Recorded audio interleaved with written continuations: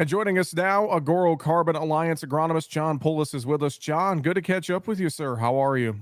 Good. How are you doing? I am doing fantastic. Thanks for the time. Let's talk about carbon farming, especially in the northern climates. Is one area of focus that we want to take a look at here today. And the whole story around carbon farming. I know this is something that a lot of growers are still trying to understand and get used to. So maybe just start there. What are some of the latest things you're hearing, when it comes to carbon farming, and what are some of the maybe the biggest questions that you're getting from growers across the region?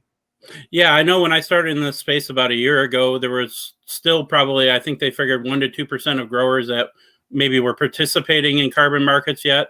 And I think that's expanded as time has gone on. There's been more players in the arena as well, but there's been more offerings or more variety too. So growers that maybe had an issue with one aspect of a program could maybe find another program that fit them better. And so that's really what we're seeing, continued education. Early on, a lot of what we were discussing with growers is what is a carbon market? What is carbon? How are we measuring it? A lot of those basics. And honestly, those discussions still go on as growers get interested and look at, possibly signing up. They're wanting to maybe understand the science behind it, the ideas behind it, and kind of the business model behind it too. That's another aspect that I think sometimes people overlook and say, hey, as long as I'm getting paid, I don't really care where it's going to. But a lot of times growers are saying, I want to know who's buying these carbon credits or what they're being used for and what I'm participating in. Well, John, more on the agronomic side, if growers are participating or are looking to participate, what are some recommendations? What are some tips if we think about, especially across the northern tier, shorter growing seasons, cooler soil temps in some cases, et cetera, et cetera? What are some different practices that you would recommend from an agronomic standpoint if someone's getting involved more with carbon sequestration or is already kind of started? So yeah, there's a variety of practices. They fall under a number of names, whether that's regenerative ag or conservation ag or carbon farming. A lot of these are talking about mostly the same practices. Two of the ones that usually get the headlines are no-till and cover cropping. Again, because we're in northern climates, sometimes that idea of going no-till, guys have had issues or heard horror stories maybe about some of the problems with going no-till, and so a lot of times I'll even begin the discussion of, what if we looked at something like strip tillage? What if we looked at, something that doesn't get you all the way to no-till, but at least is looking at reducing your tillage.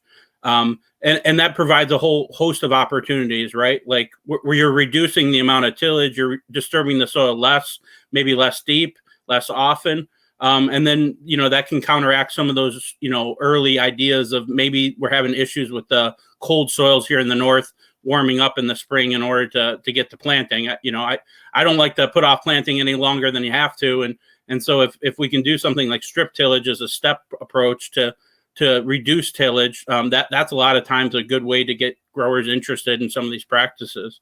In the north, like you said, we just have less warming units or growing degree days. And so a lot of these windows for some of these practices can sometimes be shorter.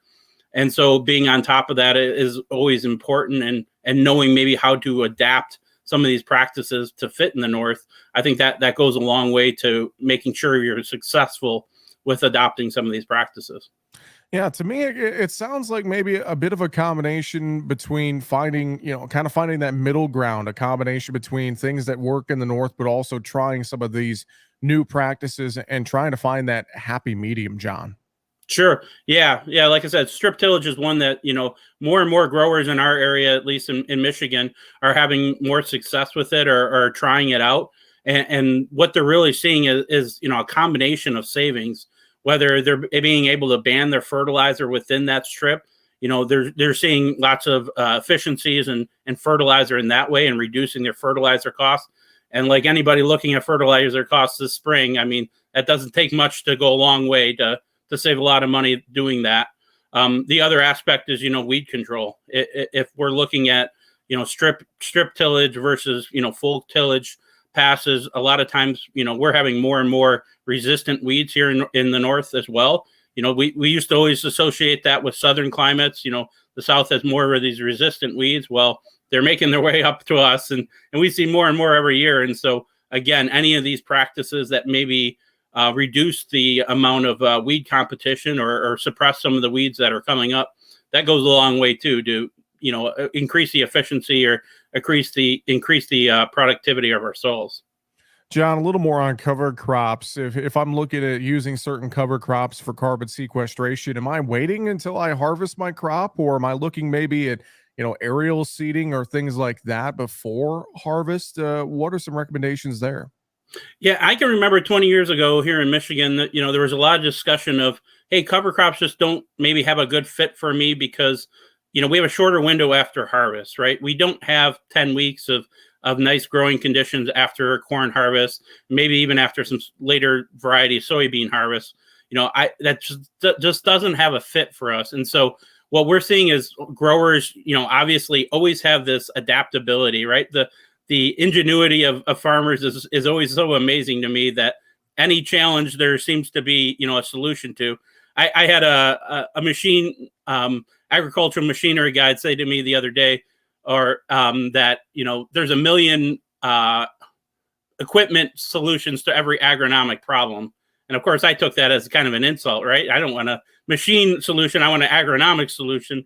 But at the same time, the idea behind it was that you can use your machinery or adapt it to do a lot of different things in your operation to make some of these things work. Well, John, fantastic stuff. Any other final thoughts you have for us before we run out of time here today?